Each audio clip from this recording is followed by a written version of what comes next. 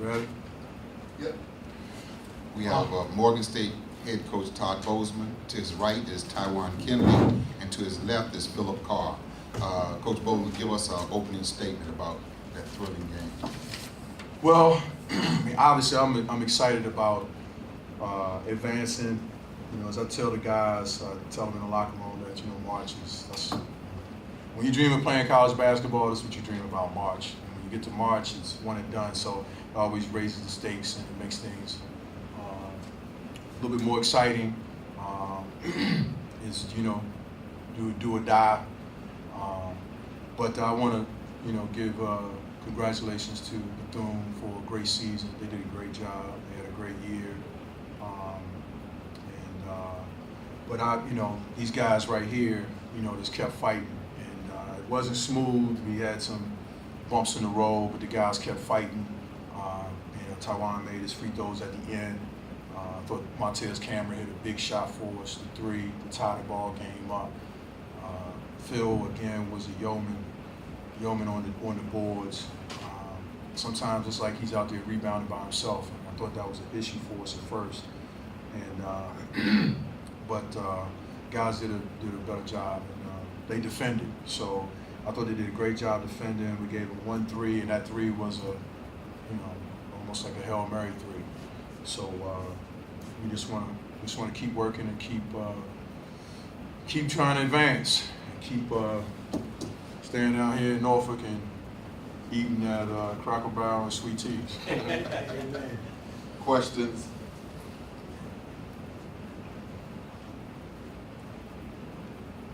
Not so many guys, but one at a time.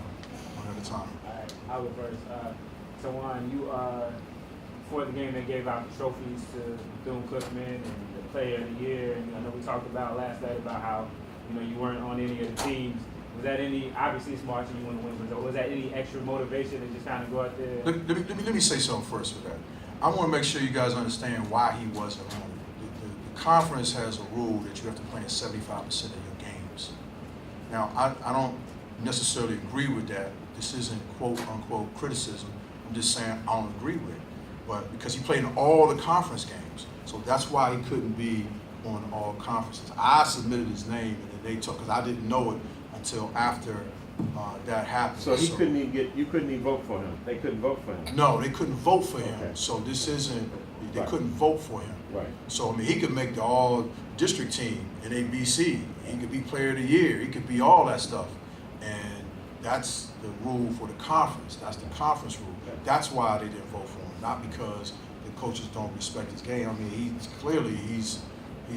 performed as the best player in the conference all year. So I just want to make sure I clear that up. So I don't want to be. He don't have any. There's no. He's no need for him to have ill will towards anybody, the other teams in the conference. So his motivation is to win. Clearly, he feels like he had the best year in the conference, but that is what it is, and that's how it is in life. So you just got to move Thanks on. for the clarification. No problem. So if you still want that answer, All right, let me rephrase the question. So, you had a big time game. Just talk about playing out some of the best players in the conference. How maybe that may bring out that energy as well. I mean, I just knew coming in the game that it was going to be a dog fight. Bethune is obviously a great team, but it came down to we wanted to know who was going to play harder. As you can see, it was a dog fight throughout the whole game. But for me, it was just I just wanted to win a game. Like I didn't want to go home, man. As I see, like my stats, I shot 18 free throws, and coach always tell me, be aggressive. Once you be aggressive and attack, stop shooting. Certain things open up, and certain things started opening up as I was going through the game. But Brandon Tabb, as we played him at Morgan, he a great kid, great player. Give props to him.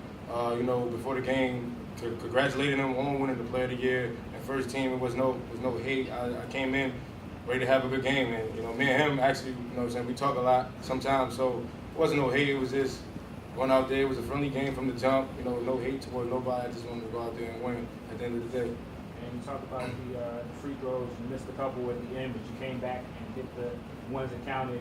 Just talk about that mentality that allowed you to do that. The one when I had the three, I made the first three. The second three, I kind of You know, I said, flick my wrist. I felt how I shot it, but I just knew in my head at that time, 7 seconds left, and I knew I couldn't miss it. And the only thing that was running through my head was what coaches always say, you know what I'm saying, big time plays and big time plays. And that just translated to I didn't want to go home, so I knew I had to knock it down. I took my time and make the free throws. Todd, was there ever any point that you kind of considered fatigue, you having played lately and then coming back against a team fresh? No, I didn't. So you No, were- and I wasn't about to plant that seed either. But no, I was. No, I didn't. That didn't. I could see it in the guys. I could see that they weren't tired. You know, we've been doing yoga all year and weights, and hopefully that has paid off. So in my mind, that's what that's for. So it's for you to be able to sustain as the year goes on.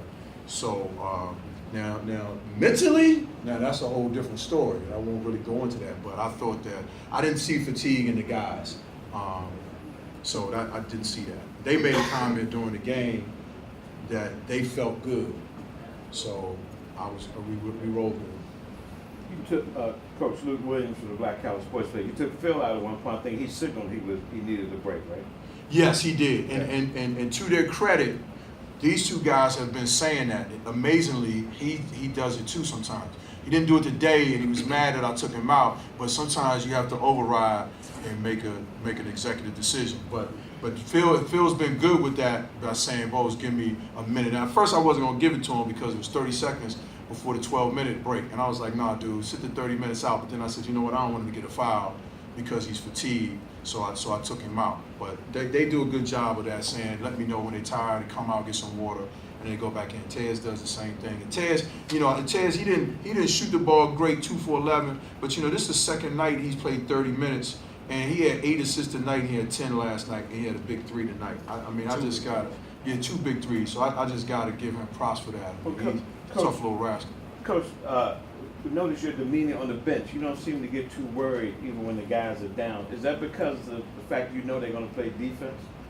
The fact that I'm not going to have a heart attack. I want to be here for my grandson, and I want to enjoy my man. I'm in love with the little dude, and so I want to win this game clearly. They know how bad I want to win the game. Trust me. If you come to practice, they know how bad I want to win the game. So I'm just, in my older age, sometimes I'm just going, hey man, it's going to be what it is. I can scream on them. They're going to do what they're going to do. So that's kind of how I am with it, and I'm just, I just want to enjoy the ride. So we make the adjustments we need to make, and it's on them. I'm not playing. I'm not making no shots. I ain't running, So I just get I'm trying to work with them. So you tell me when you're tired. Tez will tell me when suggestions about something to run or defense. I want to do the same thing, and that's kind of how we work it. Any other questions? Thank you guys. Good luck on Friday. Thank you.